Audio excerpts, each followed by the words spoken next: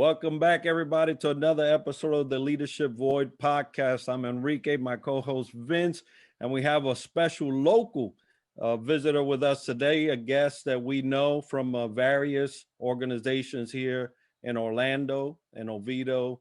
And so what we want to do is introduce him, and I'm going to turn it over to Vince. All right. Well, good morning, everyone. Hope everyone is having a good day. Today, we have one mover and shaker that's here locally in Central Florida, Barron Mills. We're such an honor, such a pleasure. We're going to talk to him about his career, his military experience, plus what he's doing with FourBlock. So thank you, Barron, for being here. Folks, share with the crew and the folks online a little bit about you.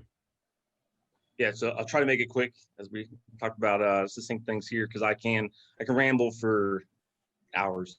So look, I grew up an Army brat. I went to military college.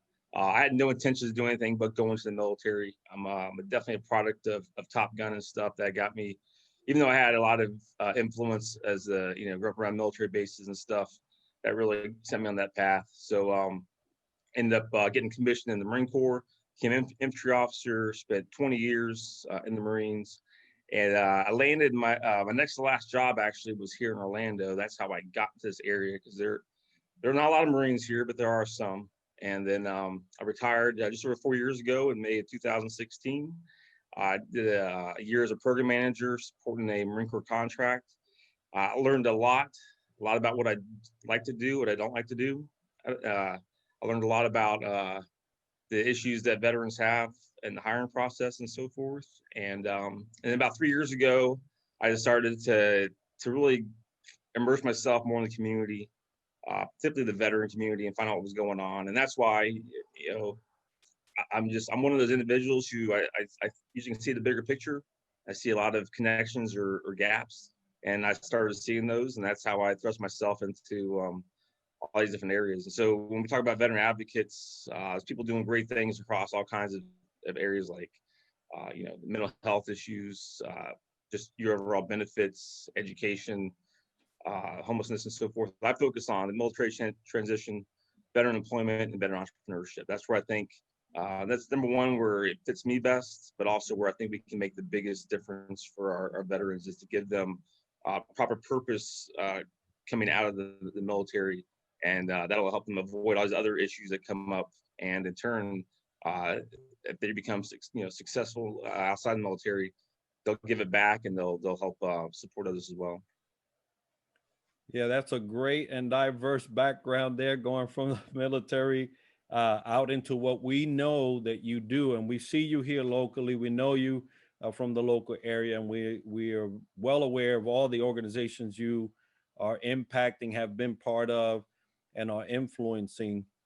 One of those is FourBlock, and I'm very happy to see them in our area here locally.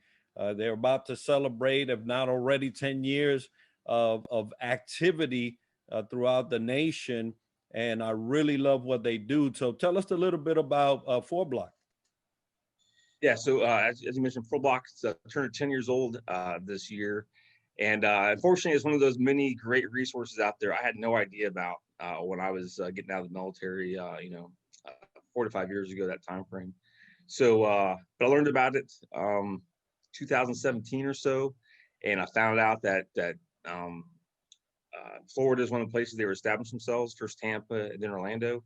And so Roger Rowley, who's the Southeast Regional Director, ended up making contact with him, and then just kind of waiting it out until Orlando or FourBlock land here in Orlando. And we'll get to that here, I guess, in a little bit. But the bigger numbers in those 10 years, you got about 2,500, a little more than 2,500 plus graduates. The first class started with just 16 students up in New York City. Now there's 15 total cities across the country that are hosting FourBlock cohorts in the spring and fall semesters of each year. And you've also got 3 virtual East, Central, and West cohorts as well. So almost right now, almost 500 students and graduates per semester. So that 2,500 number of alumni is going to skyrocket here in the coming years. But one of the key things is, I think any veteran can attest to this, is number one, you have a hard time knowing what you want to do next or what you should do. And so that's something FourBlock wants to do, is to help you figure out what's the next best fit for you. Where can you find that value? FourBlock's established a national network of corporate partners. These are partners who don't just want to say they're part of helping veterans, but they value veterans on their team, and so that's why they're involved, because they want to access great veteran talent that FourBlock is making accessible. And then one of the key things, recent Syracuse University study showed that only about 57% of veterans stay in their first job, but FourBlock right now has a rate of 83% of the graduates. That job they find through the help of FourBlock keeps them past that first year. So that's a pretty significant impact happening there, both for the individual as well as the company that hired them. Yeah, well, first, 10 years is a long time, so congrats to FourBlock, and definitely that statistic about from 50 to 83%, that's a huge jump right there.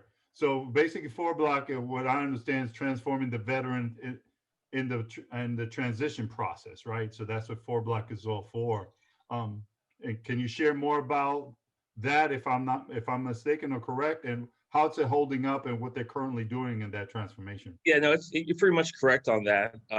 So where that name come from, first of all? So in the 90s, General Krulak, who was the commandant of the Marine Corps at the time, he coined the 3-block war, meaning that as Marines, we need to be ready to be in a city where in one block it's completely peaceful operations going on. The next block over, it's limited conflict taking place, and in the third block over, it's full out war. And so Mike Abram, the founder of FourBlock, the Marine Corps vet, this sank with him, and when he was going through his own, tribulations, as a veteran trying to find the right employment and so forth, he coined the fourth block. That is, you're returning home and beginning the next chapter after the military. So that's what that FourBlock is. And so what, there's a lot, again, people in the numbers, roughly 45,000 veteran service organizations in the United States. There's lots of help out there. And there's plenty of gaps, but there's also some people doing great things. So what FourBlock's really focused on is making sure that highly skilled veterans, high value veterans are finding meaningful work. All right, so it's a meaningful career that fits them, but also really fits their company with. So the majority of partners with FourBlock are Fortune 500 companies. All the big four consulting, PwC, KPMG, EY, and Deloitte. Coca-Cola, Comcast, Universal, First Command.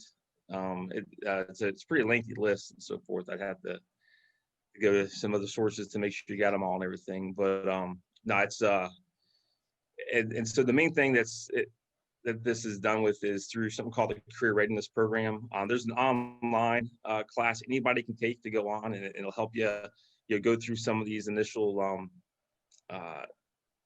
things you got to do to figure out what your next purpose is, and maybe how to network and get yourself there. And then Mike also and the FourBlock just released a new podcast that channel was started this year. But the Career Readiness Program, which is in person in these 15 seat locations, and then the 3 virtual regional offerings, that's really where the focus is, because that's where the corporate hosts are able to meet up with the veterans in the class. And the veterans come from basically 3 sources. They're either transition out of the military within the next 6 to 12 months. They're student veterans who are getting ready within the next semester or 2 to graduate from college with a new degree, most likely a bachelor's or a master's. Or they're a veteran who's been out for a number of years, and they're making a career pivot, or they just still haven't found the right fit for them. And so FourBlock's giving them a chance to figure that out. That's wonderful. And you're right. There's so many, and you mentioned earlier, so many resources but some slip through the cracks just because the word doesn't get propagated out enough. And FourBlock is definitely one of those resources that we need to hear more about. So we're happy to cover them today.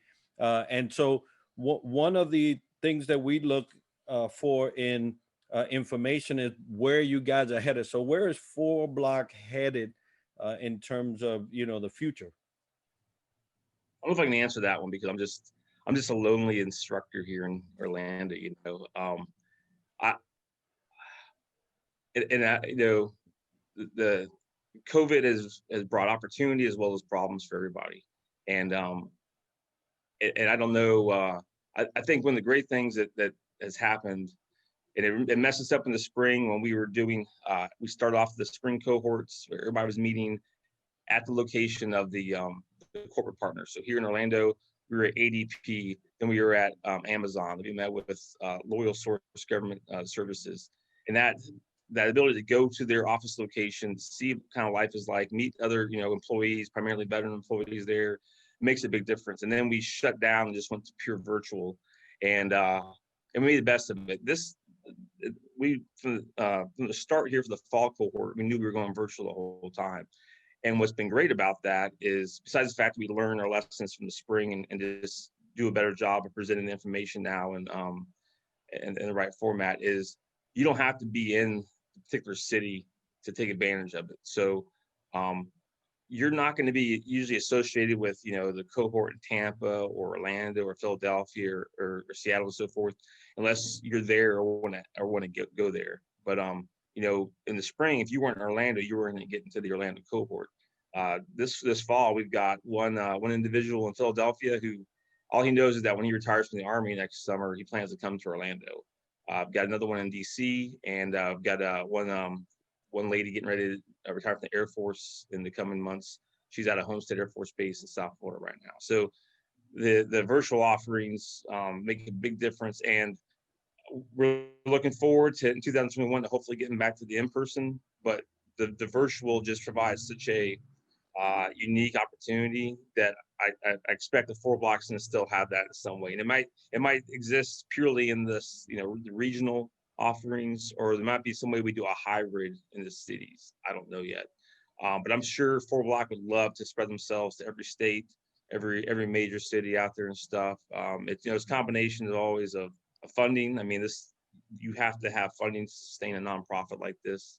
It can't just go purely off of the passion of some individuals, and there's also got to be a demand signal either from veterans that are saying, I definitely want this opportunity at where I'm at or where I want to go to, but also you got to have employers there to match them up with and so forth. If you don't have both, it's just not going to work out.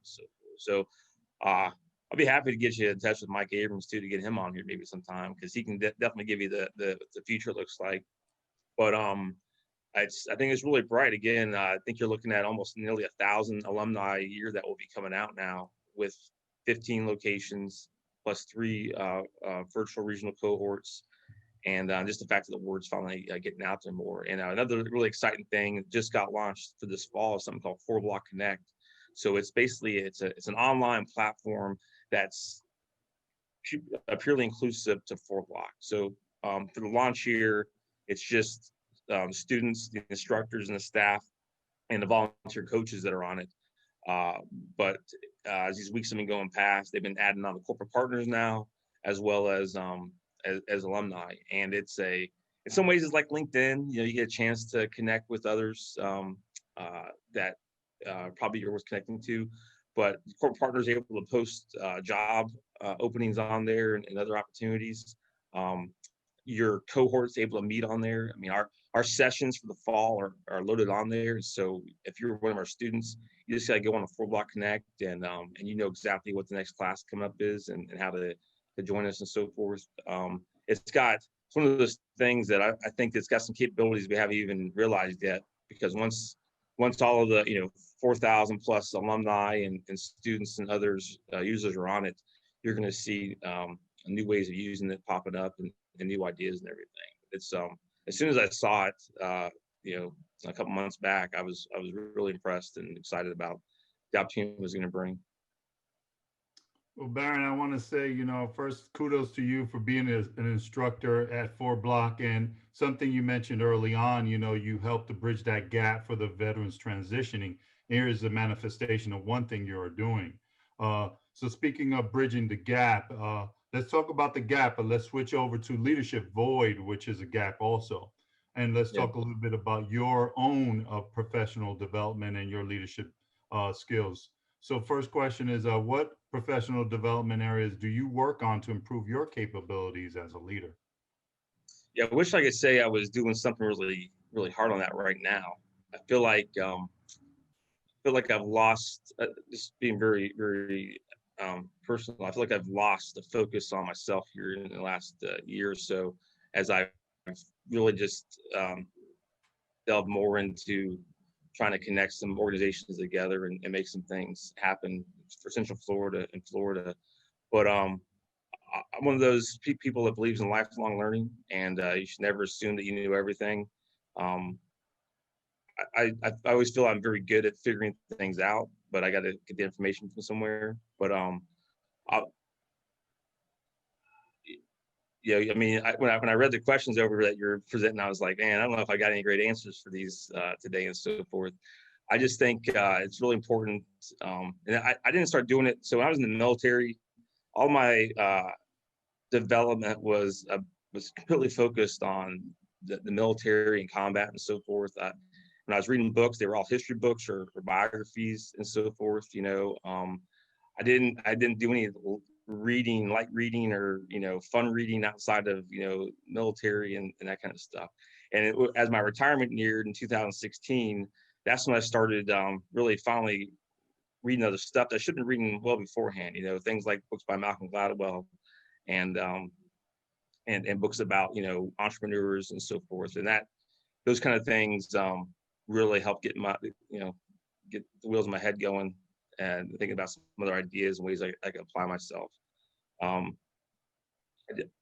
I guess one way to answer that question is I know I definitely create problems, but I don't create a problem unless I really, what I'm doing is trying to frame the problem that exists already and people don't see it. But be a problem solver. Step in somewhere. Everybody needs help, and see if you can help solve problems. So, I did one thing I've done is I've kind of rethought leadership, just getting out of the military, and I feel like leadership boils down to being able to do three things: establish a vision, define a vision for an organization or company, um, be able to communicate that vision so people understand what it is you're trying to achieve. And the third thing is to build a team that can achieve that vision. So I think you got to be able to do those three things in order to really be a successful leader. It doesn't mean get in front of people and say, do this, do that. I really believe in the servant leader philosophy, that the only way your team's going to achieve the mission is by you supporting them. It's a constant in the military. The term is support is supporting. And you should talk heavily about main effort, and you wanted to be the main effort. That meant everybody had to support you and so forth. But military operations and combat so ebbs and flows so much that at some point you might be the main effort, but then it shifts to somebody else. And so really the term better used are supported and supporting. And that's how I feel a leader should be. Sometimes you're the one being supported, sometimes you are supporting. But if you have this kind of view on things that it's about everybody getting behind you and just doing what you say needs to be done, then you're going to end up failing. No, those are wise words, and that kind of brings us into the next section of advice, because we all get advice as we're growing up. Some advice we're smart enough to say, "No, that probably won't work for me," and we push it to the side.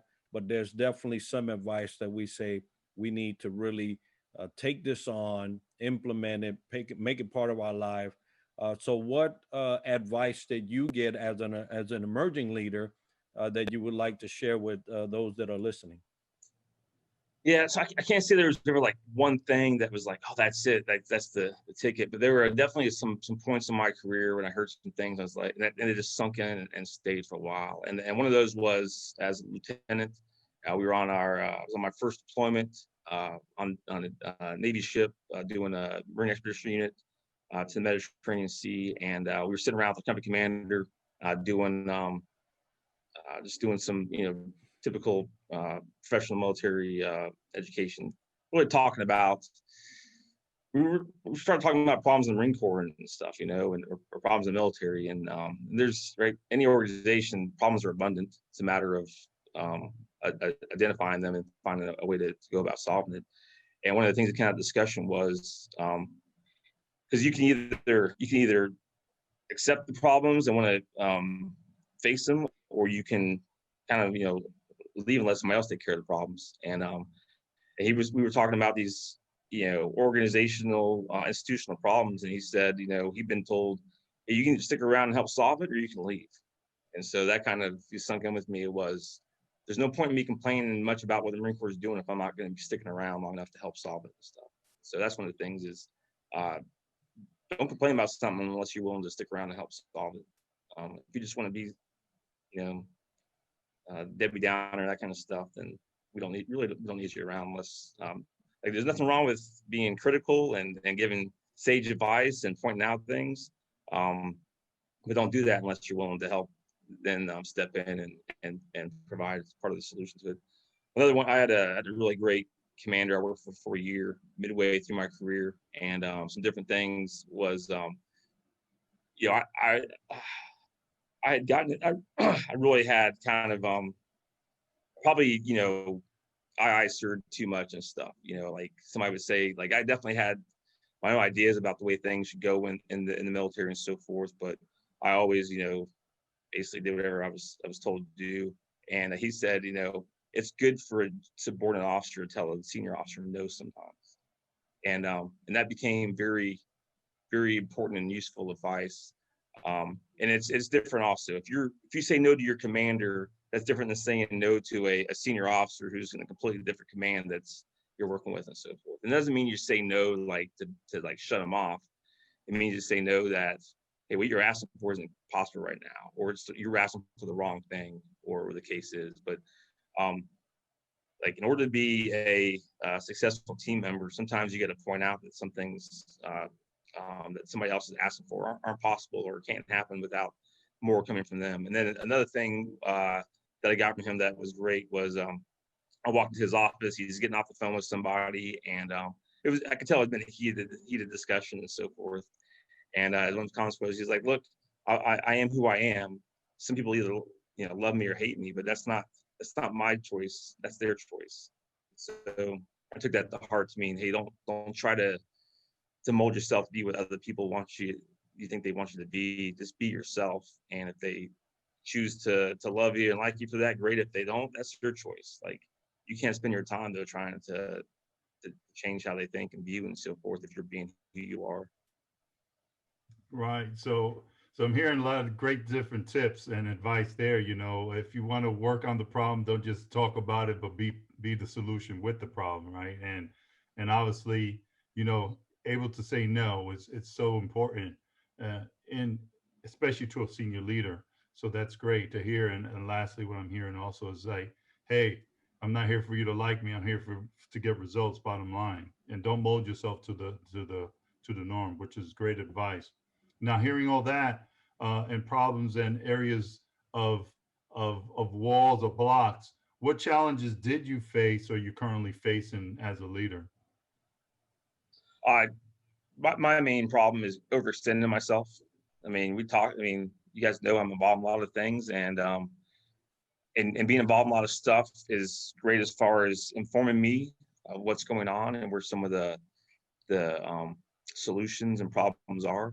But you can overextend yourself, and I definitely did that in the past couple of years. So I've been trying to figure out. I pretty much have done a good job this year of, I think, identifying the areas that I need to focus on. And so I've been trying to, and it hasn't happened quickly, but I've been realizing the things that I've been doing that aren't adding to that or detracting. and gradually offloading those from my plate so that I'm really focused on just a handful of things, instead of having 8 or 10 things. I'm also like, let's talk nonprofit world here real quick, because there's a lot of nonprofits out there and they can all use a lot of great help. But I'm one of those, I don't want to have a role with a nonprofit for the sake of saying I have a role with a nonprofit. I don't want to help you unless I can really, or say I'm going to be involved with you unless I can actually help you and give you the time necessary and so forth. So that's one of the things too, is there's I've got a couple roles and people are like, hey, great job on that role. I'm like, I don't feel like I'm doing enough there at all. And in fact, I need to leave it because I don't feel like I'm accomplishing what needs to be accomplished, and I can't because my focus needs to be in these other areas. So I would, as a leader, that's a big part of it is just don't overextend yourself. Like you have to be, whether it's leadership by action or leadership by role, you have to be available to those that are counting on you. If you've gotten yourself just spread into too many things, you won't be available when you're most needed. Yeah, I totally agree that, your commitment should be matched by your effort. And, it usually is a challenge for those that really want to help, want to make the community better, and we were just talking about challenges. And with challenges, undoubtedly, you have to have some type of strategy to get past those things. So what kind of strategies do you build in or can you share with others that are facing challenges? Well, I think, right, it's kind of cliche, but come up with that annual goal list, right? What do you want to aspire to achieve this year? And it should be, right, big, hairy, and audacious stuff. Things that maybe you can't fully achieve. A proper vision statement is something that you may never be able to get to, but in trying to attain that, you're going to accomplish great things along the way. So anybody who feels a little bit stuck, if you haven't stepped back and written out your goals, whether it's 5-year goals, 10-year goals this year, you need to do that. You need to figure out what it is that you're trying to achieve, and then start looking around at what are you doing, who you associating yourself with, what do you do on a daily basis, and are those things taking you towards your goal or keeping you from getting towards that goal? And it's so I on the business side, the entrepreneur side, one of the talks I give to people are if you're really serious about starting your own business, then you need to stop hanging out with regular employees. Not because they're not great people, but because they don't get it. And somebody who's just looking to stay in the same job for 20 or 30 years, get a good steady paycheck, have security in that, that's needed, but they're not going to get your dreams. They're not going to be able to relate and so forth. And they're going to kind of question what you're doing. You need to be around people who are trying to achieve things and failing almost regularly and stuff. You need to be around individuals who are talking about how they just brought on their first part-time, employee or intern, something like that, and what's going on with it. Somebody who says, if I don't get a contract in the next month, I got to shut down. Somebody who says, we thought we weren't going to make it, and we just got this new client, and now we got another year's worth of life in front of us and stuff. Those people you have to interact with if you want to do that. And so the same thing with for those job seekers and so forth. And it's one of the things we were talking about yesterday in our FourBlock session for the week was, if you're interested in a certain industry, then you better start talking to people in the industry. It's not about sending out 100 resumes. It's about networking and building relationships in that area and so forth. So whether it's through trade associations or organizations, utilizing the platform like betterwriter.com and finding a mentor on there who's in that industry. It's about connecting to people and learning that way. Not most importantly, got to be proactive. You can't be passive. Right. And speaking of connecting and networking, here's an opportunity for folks that want to either reach out to you or know more about FourBlock. How do they go about reaching out to you or FourBlock to get more information? Yeah, so FourBlock is pretty easy. Just go to FoueBlock.org. they really have a great website. This made some enhancements to it. Decided to say yesterday also was the opening up applications for spring 2021 cohorts. So if go there, take a look at the 15 locations. If one doesn't match up with where you're looking to be, then take advantage of one of the 3 regional virtual cohorts. But FourBlock.org is a great resource, both for the online class you can take to get set up for the career readiness program cohorts, to getting links to the podcast and so forth.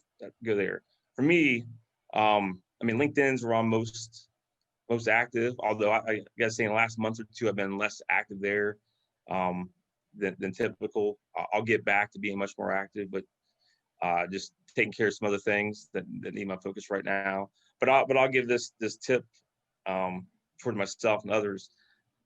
I've got a few hundred connection requests that I'm never going to respond to, and it's because they're people who just said connect to Barron Mills, and I've got no idea why they want to connect and so forth. I just don't have time to go in and look at your profile and figure out why you and I should be connected on LinkedIn and what value we can bring to each other.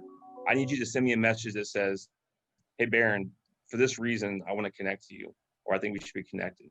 And it doesn't have to be all that sexy of a reason. But if you're willing to take the time to send me a message, most likely I'm going to respond and accept that connect request. But I did a shift. A few years back, I was all about quantity, and I was trying to connect to anybody and everybody I could. And then I realized, what am I doing? I need quality connections on here. I don't want to be connected to somebody who was literally on for like a month and then drops off for years. I want to be connected to people on here who are looking to maximize LinkedIn and the experience, and they're gonna engage with me. I'm engaged with them. They're gonna like my content and comment on it and so forth. So one of my gates for that is, if you're willing to send me a message, that means you probably get how LinkedIn works. If you're not willing to send me a message, if you're just saying connect and hoping that I blindly respond back, then we're probably not a good match. So that's a little bit maybe anal in some ways. It's definitely a pet peeve of mine though, and that's just it. If you just send me a connect request without a message and don't hear back from me, that's why. Because I don't know what value you offer, and I just don't have time right now to try to figure it out on my own. So, Yeah, so with that real quick, is if you're trying to connect to a recruiter, a business owner, a CEO or something like that, and you're doing the same thing and just saying connect, if they respond, then you were lucky. They're probably not going to respond either, because they're being inundated as well with so many connect requests. You need to separate yourself and define for them up front, here's why I want to connect and why I offer you value, or vice versa, or mutually. Well, that's definitely some great LinkedIn advice, because, most of the folks that are actually connecting for impact and doing things and sharing and supporting, that seems to be the way they're going nowadays. But if you want to connect with us, it's as simple as theleadershipvoid@gmail.com. We would love to hear any topic you would like for us to cover, or any guest speaker that you would like to see. So just email us there. And, me and Vince, we like to throw the swag on. So if you have a t-shirt or a mug you would like for us to throw out here and support you in, be sure to email us those leadership questions or topics, and any opportunity that you would like for us to support you in. Yeah, and for you, Barron, thank you so much for just being here and carving out time out of your busy schedule just to give us a little bit more about FourBlock and a little bit more about the man under that beautiful shirt wearing in that beautiful background. But we thank you for that. Continue to do great work bridging that gap for veterans. We're honored to have you here. Definitely iron sharpens iron. And again, speaking of that, next week we have another great leader from Central Florida, Jeremiah Fuller. He's going to also talk to us about what he's doing here in the community and what else, his impact, what he has. So again, for today, Barron, thank you so much. wish you good well in your list as you scrub the who's going to stay, who's not. But if you need anything, we're here for you. But thank you and Godspeed out there, brother. Yeah, I appreciate it. Thanks to everything you guys are doing as well to help spread the message about some great organizations and hopefully bring clarity to people's lives and how they want to go forward. If I can, one last shout out. I know it's today. I know this isn't going to go out till next week, but today is my mom's 74th birthday. So happy birthday to best mom in the world, Sabre Mills. Yeah. Hey, birthday, mama. Happy birthday.